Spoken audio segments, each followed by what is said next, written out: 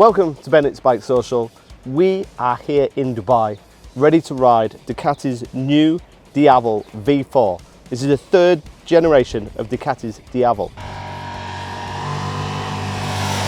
12-13 years ago, Ducati launched the Diavel, and it kind of confused us all really, because it had a cruiser look, it had muscle bike power, and in many ways it had sports bikes performance. And over the years the bike has evolved, and Ducati have given us S versions and limited edition Lamborghini versions, but this is the third generation, and the big talking point is it's now a V4. So we've got rid of that traditional V-twin, and we've got the V4 that's borrowed from the Multistrada Rally. When we've replaced the engine, which is now the V4, is a big transformation for Ducati. Essentially what Ducati are doing is every bike that's over 150 horsepower is now V4, and every bike under 150 horsepower is V-twin. So the V4 replaces the old V-twin, but it's not just a question of putting the V4 in the old chassis. As you can tell, the trellis chassis of the old Diavel has gone. That's a big weight saving, that's 5 kilograms less. We've got the monocoque style using the engine as a stress member. The subframe is completely different. Forks are new, wheels are lighter, brake discs are lighter, suspension is completely new. We've got 4 rider modes, which is touring, sport, urban and wet. And in urban and wet, the power is vastly reduced.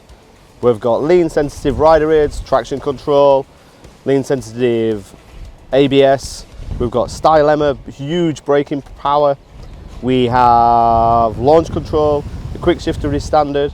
The only thing that isn't standard is heated grips, and to be honest, not really missed the heated grips in Dubai.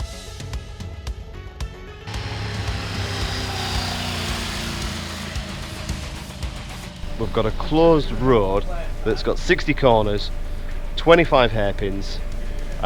It's completely closed just for us, and it's going to take us, I think it's 10 kilometers down, 10 kilometers back. So it's a 20 kilometer spin, and we're going to do that about 10 times. So welcome to Dubai. This, as you can tell by the landscape over there, is a very special launch. Oh, that's got some poke. Yeah, the V4 is actually, even though it's a V4 not a V-twin, is lighter. It also produces a little bit more power. It's a little bit more revvy, but it produces more power. And the V4's got a counter-rotating crank, and we've got lighter wheels, so that makes the bike feel a lot lighter. All 4 cylinders come on once I get above 4,000 RPM, or if I'm below 4,000 RPM and I request a lot of throttle, then the back 2 cylinders will come on. And the chassis is all new. We've got different brake, different trail, different dimensions. We're a lot lighter, we've got lighter wheels. The brakes are stylemma items, which are essentially superbike brakes, which is almost comedy on this type of bike. But that's what's really interesting about the Diavel, and it's always been interesting about the Diavel. So we're just kind of coming to the end of the unofficial hill climb. I've just got to show you where we've been riding. So that's all the way down that hill there. Apparently there's 60 corners, 22 hairpins, and it's all ours. Let's go back to the hotel.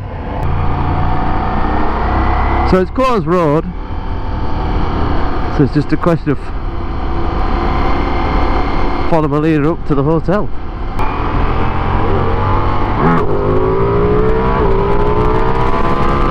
They've kept that kind of Diavel look with a low rear kind of cruisery look, but it's so far removed from the old Diavel. This is a really big step for Ducati. Normally bikes improve by 2 or 3%, but this is a big jump. Performance wise, it's near on par with the old bike. It's 168 horsepower quoted, and torque is actually a little bit down because the V4 is smaller. But in terms of how it feels and how it rides, it feels very different. So to test this bike, Ducati have done something really special. We've got a 10 kilometer route that's a private hill climb, a bit like Pikes Peak, which is perfectly tarmacked, perfectly safe, and we've had it closed off for 2 days. So we had a night ride last night and a full day's riding today. So welcome to day 2. We've got a completely closed road all the way down there. So below 4,000 RPM, we're actually only on 2 cylinders on the front two. But then when you request the power, even if you're below 4,000, it'll click onto all 4 cylinders. Once you're above 4,000 RPM, you're running on all 4. So that saves on fuel, but it also reduces the weight because you've got the back cylinders are running a little bit cooler than the front cylinders. Really clever. Suspension and comfort wise, the bars are now closer to me.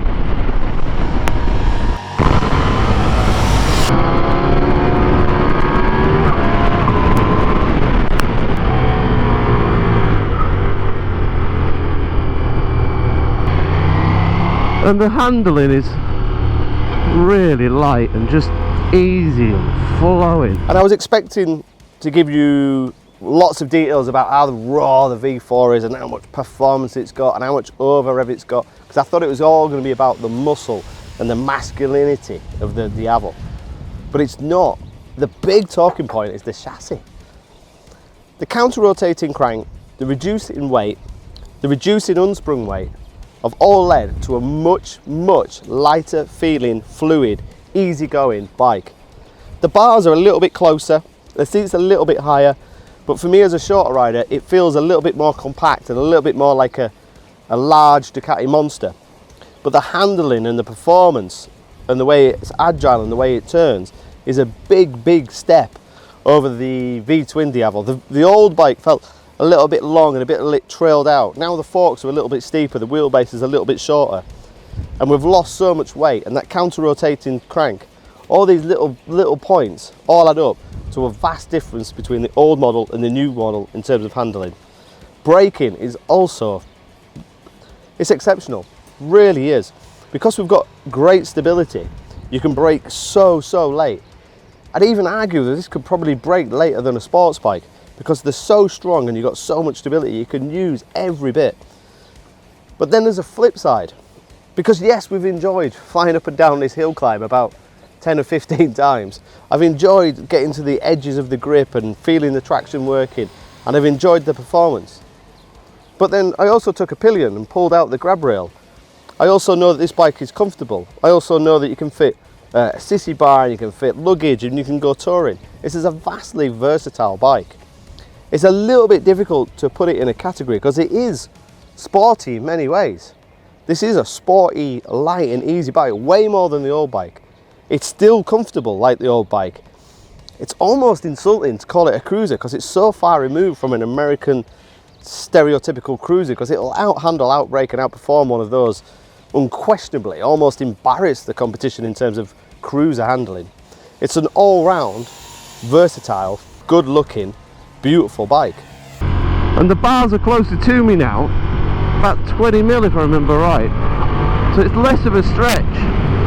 The old bike was a bit of a stretch for me. I'm only a short rider, and it feels less physical because the bars are closer, and also the bike's lost a lot of weight, so it's so flickable and manoeuvrable, and because the bars are closer, the bike feels even more lighter, less of a muscle bike than before.